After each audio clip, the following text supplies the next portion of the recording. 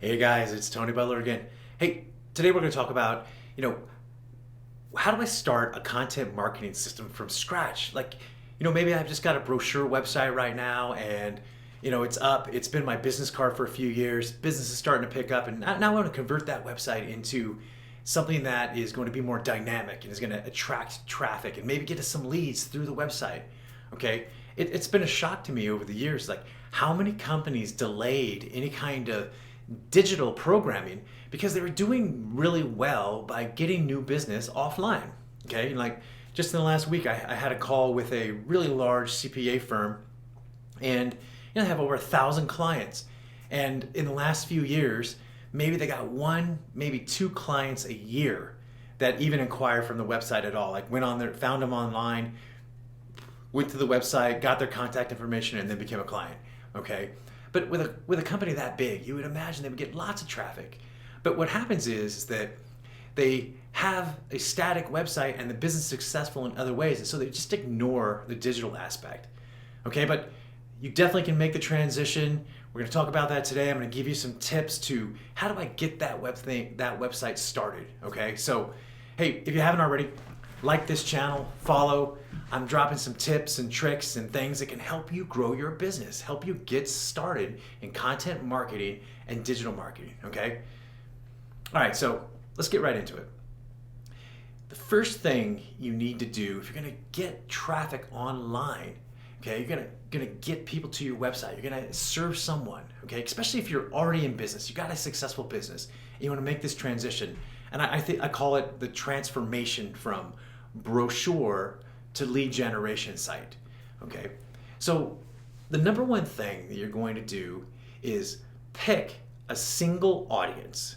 And I've struggled with clients. Like, think of like a CPA firm with 1,000 clients. Well, they can serve everyone. They can do everyone's taxes. We can do everything for every small business out there. Well, the problem with a bland website that is for everybody is that then it's for nobody.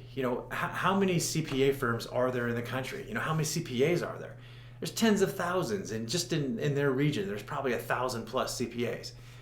So if you want to separate yourself from the pack and you want to create a website that is really going to move the needle for you, then what you have to do is you have to niche it down. You got to focus on a single audience, a single avatar. Okay, you want to call that, or maybe you've heard it, called a buyer persona. There's lots of different ways, but think of it as a single audience, a single tribe that you're going to go after.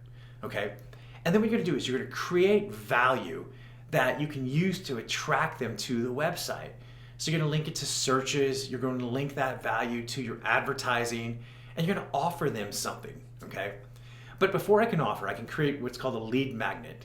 Okay, and that's where someone comes to my website and I'm going to swap something for free, usually maybe a low ticket offer, for their information so that I can market to them. I can start building a relationship. So what I have to do is pick one niche, maybe two, an absolute three at the utmost, okay, not more than that. But the power of one is really good. So let's say we pick manufacturing companies, all right, whatever it might be. Well, the information that a manufacturing company and the people in it who could do business with you is very different than, let's say, a nonprofit or a retail company. Okay, so if I'm producing information that's really general and it's kind of for everyone, then it makes it much harder for the people who really want to do business with to find me, to connect with me. So instead, if I make specialized content, it's content that's for a single audience. Maybe I make it just for engineers. Maybe I really niche down just for mechanical engineers that are out of college in the first 2 years. Okay, that's really specific. So the more specific I am, the easier it is for me to then market to a really small audience, and you can become a big fish in a small pond. Okay, and it also, the more niche down that a piece of content and a lead magnet is, the more likely it is that someone is going to consume it. So let me give you an example. I trained in Brazilian Jiu-Jitsu. I've been training for about 20 years. Okay, and I have on my shelf at home, I've got just about every Brazilian Jiu-Jitsu book that's ever been published. I probably have them all, I'm pretty sure. It's over 20. And I consume videos, and I buy videos online. I've bought courses, and I've gone to dozens and dozens of seminars. I've traveled all over the world training Brazilian Jiu-Jitsu, okay? So for me, if you are trying to target me as someone who is a martial artist, okay, well, martial artist is a category, very broad. Lots of people fall in that. You've got Taekwondo and karate and Muay Thai and all these different kung fu, all these different kinds of martial arts. But then you narrow down and say, okay, striking arts, grappling arts, and then down to the bottom below that is a category Brazilian Jiu-Jitsu. Very, very small. Now, even within Brazilian Jiu-Jitsu, you can even divide that up. Say, okay, gi and no gi practitioners, and then within gi and no gi. So within gi practitioners, people, they wear the kimono, the old traditional with the belt and all that. Okay, maybe a piece of content that's now it's niched down to someone like me. Okay, 50-year-old, kind of fat guys who practice jiu-jitsu part-time. You can have a whole course on that. So what am I getting at is that the more you segment and the more you narrow down who you're targeting, the easier it is to create a lead magnet for them, okay? And usually what we'll do is we'll start with the industry, and then within the industry segment, and then within that industry, look at who are all the decision makers and the influencers around a sales process, and think about the content that we're gonna create for them. Okay, so step one, if you're gonna get started on a new program, is narrow down the audience, very, very narrow, okay? Then step two is, you're going to design a lead magnet for them. Now, the lead magnet has to be valuable to them. It's not about you. It's not about your business and what you offer.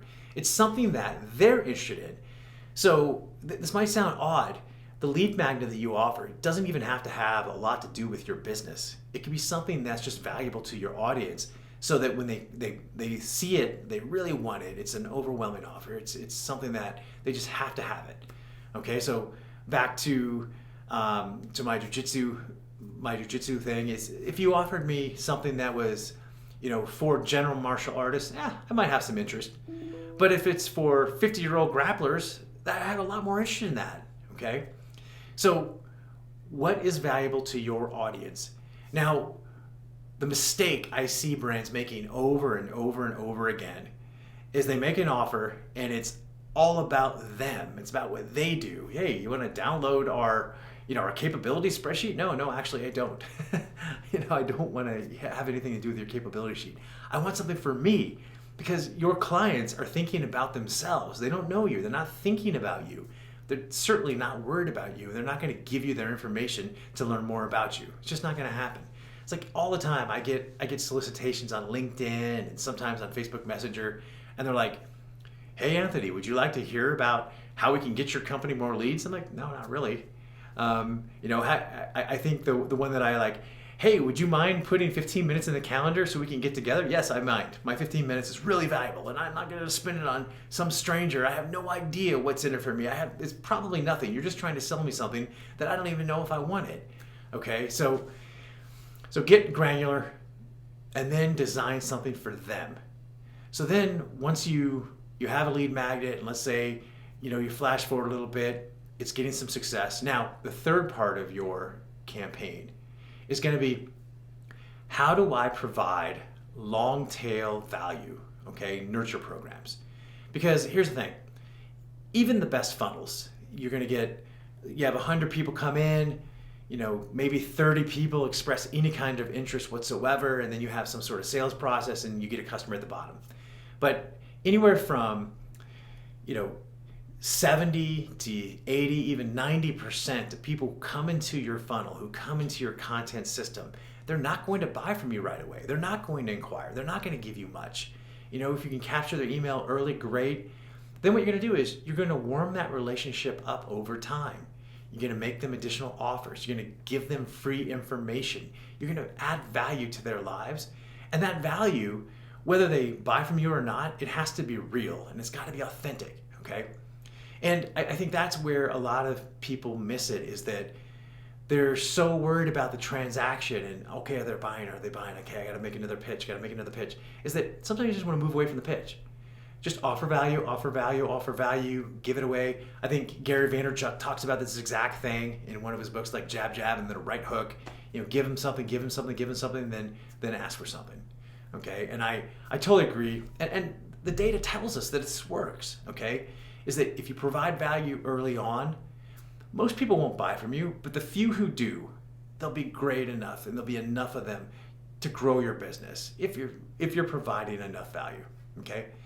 So that's the 3 parts. It's define the audience very granularly, get the demographics and the psychographics, then provide a lead magnet that's really, really valuable for them, and then keep following up with them, providing as much value as you possibly can over a long period of time.